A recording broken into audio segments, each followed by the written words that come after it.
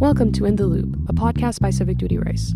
My name is Sonia Torres, and I am a junior from Hanson. Today we will be discussing the most recent tragedy in Parkland, Florida, and the importance of constructive discussions to effect change.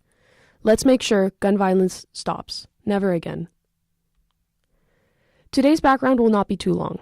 I'm sure you have heard of the news regarding the shooting in Parkland, Florida, where a gunman opened fire on the campus at Stoneman Douglas High School on February 14th. This event took the lives of 14 students and 3 faculty members. We want this podcast to be a platform for students here on campus to discuss things that are happy, that bring them together, but also things that cause them pain. Today we have 2 students, Hannah Meeks and Romanda Dobson, both of which are current Rice students and former Stoneman Douglas High School students. Welcome to the show. Thank you for having us. Yes.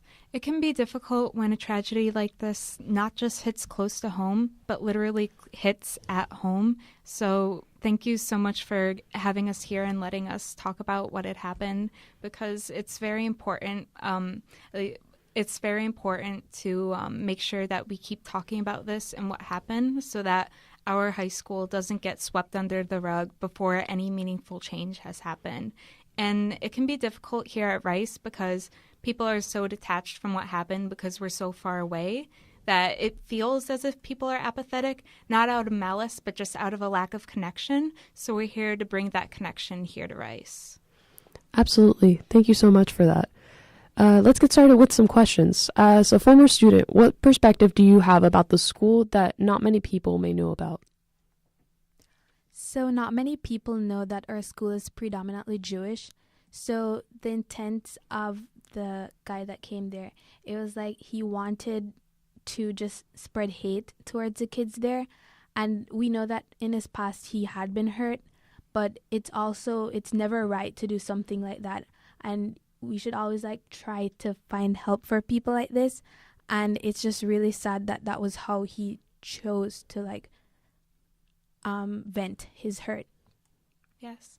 And also, additionally, our high school is predominantly an open campus, so you can think of getting from class to class like Weiss, where you have to walk outside to get from one classroom to another because we're in such a warm climate. Yet the freshman building, anyone who had been to the school would know this, that the freshman building is the one enclosed building on campus. It's 3 stories. There are only 2 entrances and exits, so the students inside there were trapped, and the person who did this knew that. And additionally, also, the freshman building is called the freshman building because everyone there knows that mostly freshmen are inside that building at any given time because there are a lot of freshman classes like World Geography, Spanish 1 in that building. Absolutely. We want to put a highlight on the victims rather than the shooter, and we'd like to hear a little bit more about them from you. Can you tell us a little bit about their backgrounds, who they were, who we lost? Yes. So first, we'd like to read the list of the names of the victims so that we will never forget who all of them are.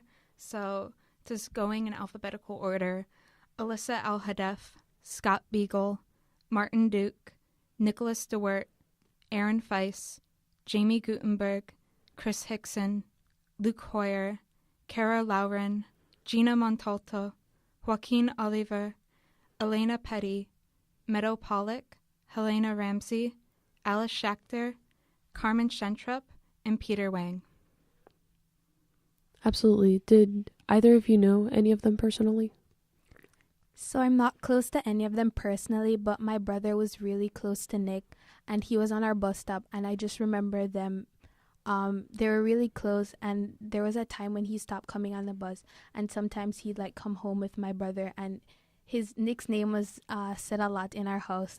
My brother would tell us about what Nick said today or what they did, and I remember when my brother left the bus a lot of times, he would tell him to remember the homework even though they didn't have homework.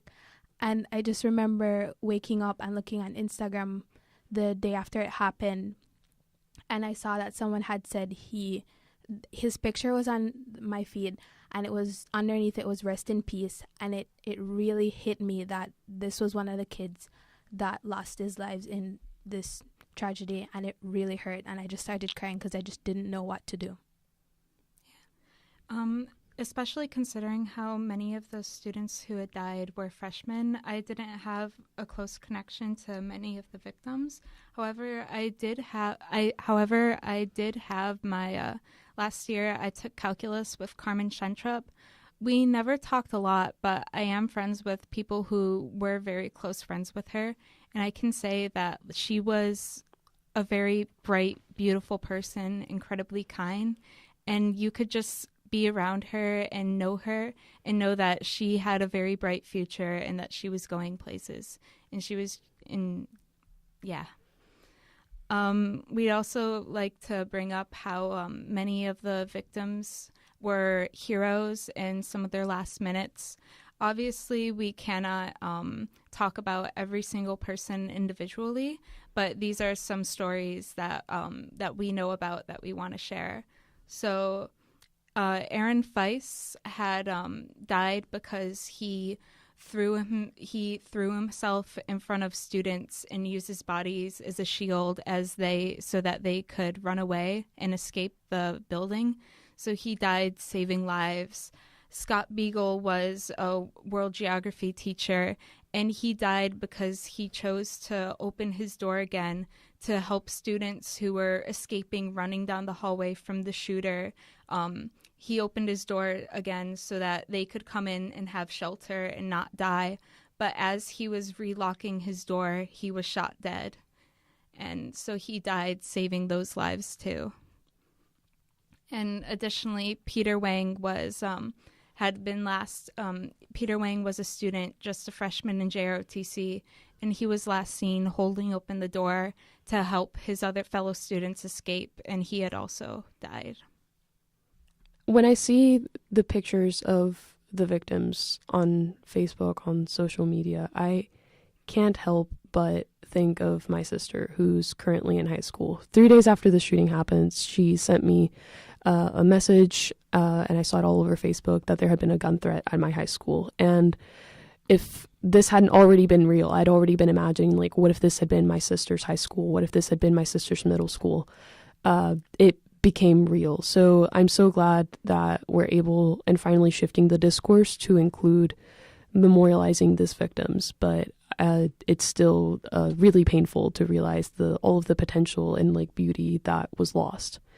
At the same time, I think, with that being said, the response from your school and your community has been absolutely incredible, and the outpouring of support for a change in discussion around gun violence has been incredible. So can you tell us a little bit more about how you viewed this response, both by the school district, parents, family, and then the nation generally? So first, I guess we could talk about how the community itself has greatly supported the school. There had been GoFundMe set up for the victims so that they could, their parents could establish scholarship funds in their names or help relatives come over to attend their funerals. And many of these fundraisers raised thousands of dollars. So nationwide, there has been great support financially.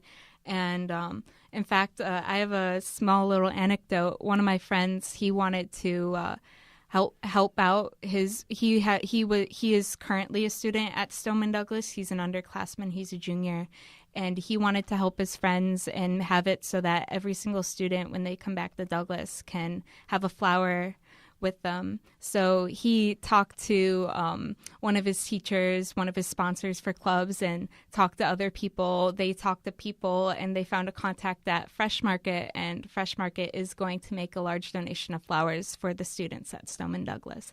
So that's a small little story that you might not see on the news. But yeah, so there's been like many individuals who have stepped up and done little things they could do to help. There have also been walkouts and marches by other high schools and just elementary schools, middle schools actually, in the area. And it's really nice to see how much people are supportive of Douglas and what we've gone through, because if legislators aren't going to take action, then as kids we need to step up and show them that this hurts. And if they aren't going to enact change, then it will start with us. Absolutely. It's great to hear. I love the Fresh Market flower donation story. I love flowers, so that's a really cute story. Conversely, how do you think that compares to the response that has happened here at Rice?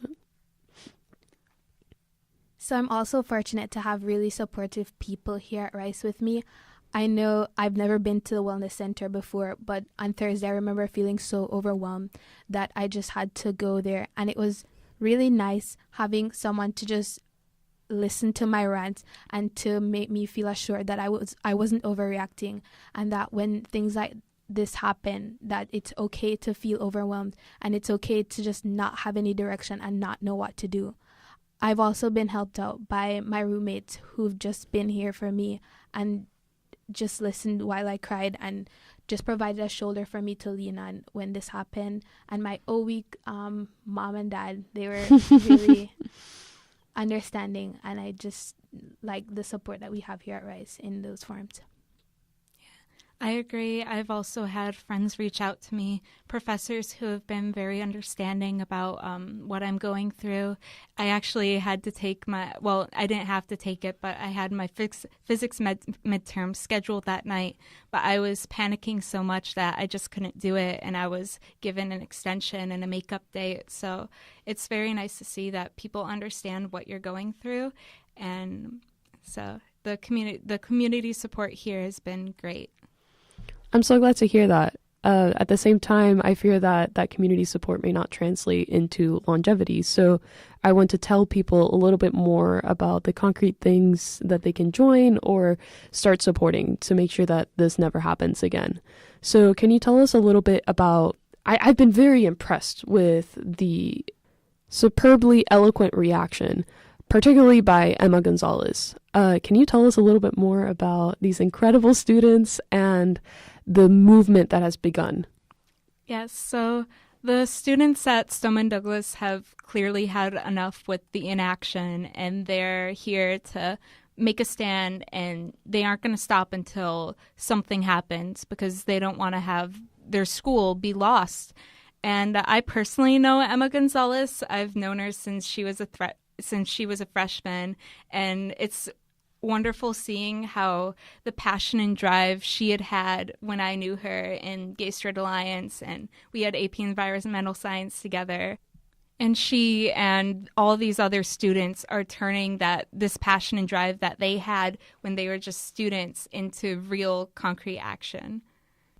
And for the students that have not been eloquent or on TV doing interviews, they've started grassroots hashtags like Never Again or hashtag MSD Strong, and it just creates awareness for people to realize that things like this should not be commonplace. We don't want to have kids go to school and have to worry about their safety.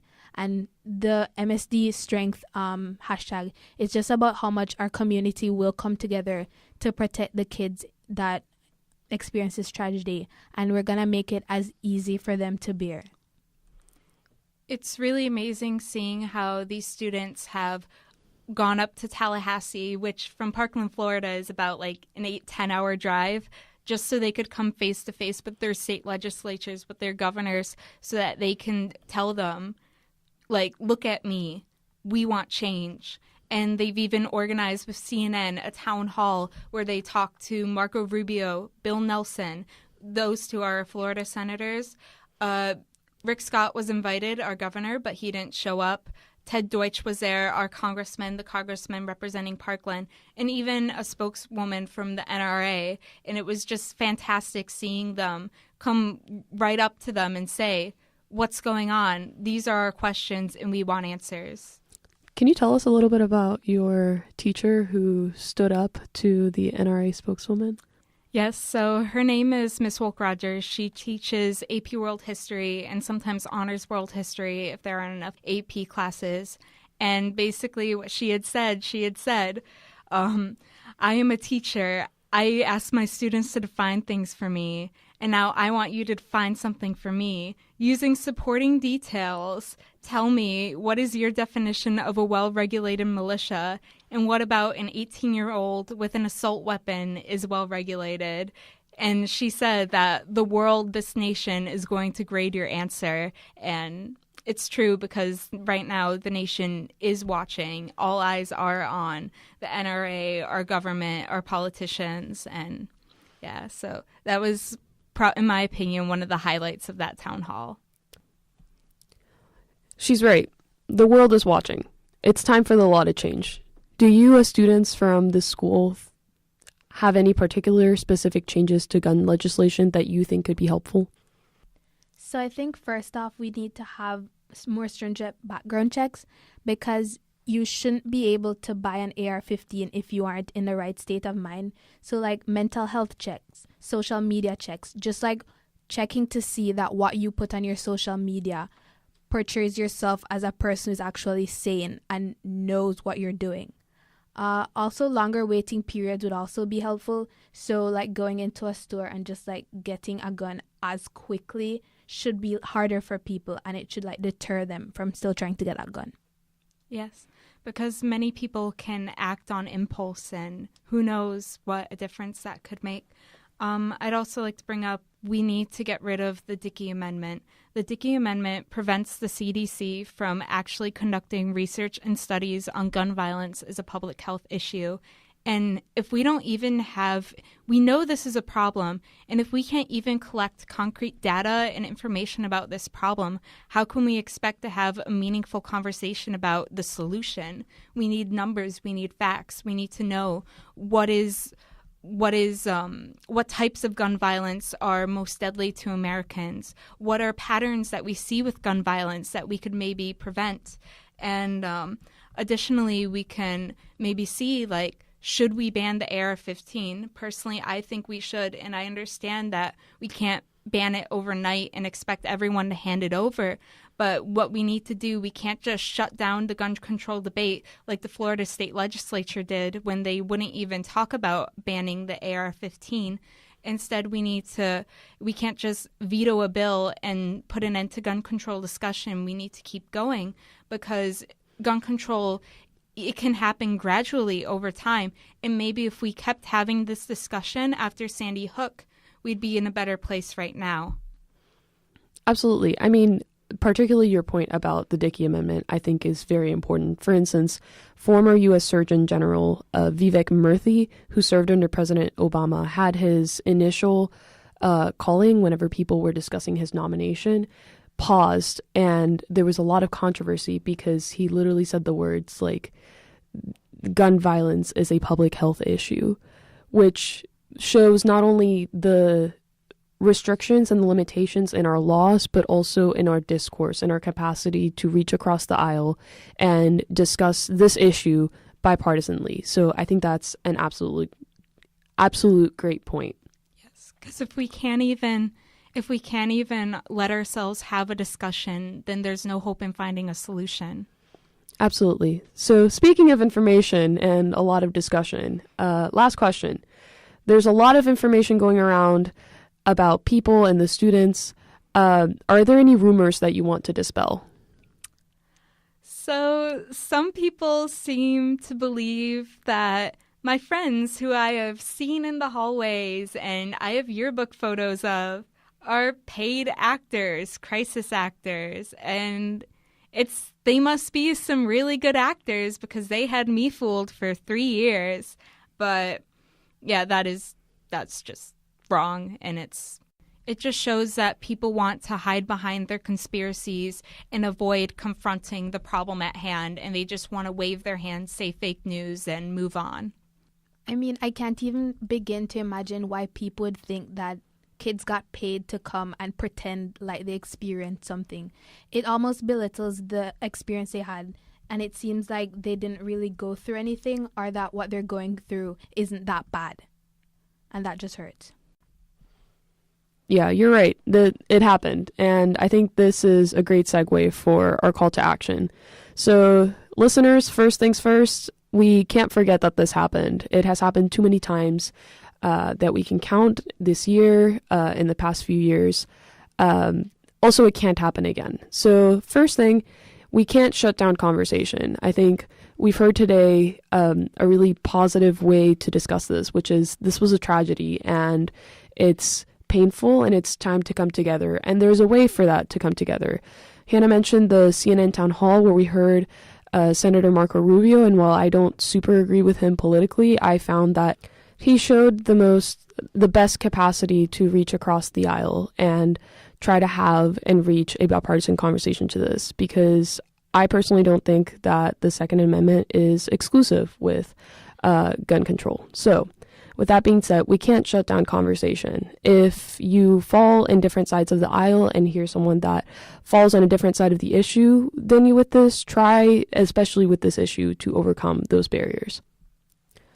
Next, I would like you to think about joining the Never Again movement on social media, as well as the other movements on social media. This is, again, an important part of, first of all, including the youth, which have been particularly affected by this, but maintaining this conversation going. Next, there's real action you can take. The March for Our Lives is happening on March 24th, both in Florida, but there's also one happening here. I know it's beer bike, but people, come on. Lastly, there's a multitude of GoFundMe pages that are supporting the families of the survivors, so consider donating there.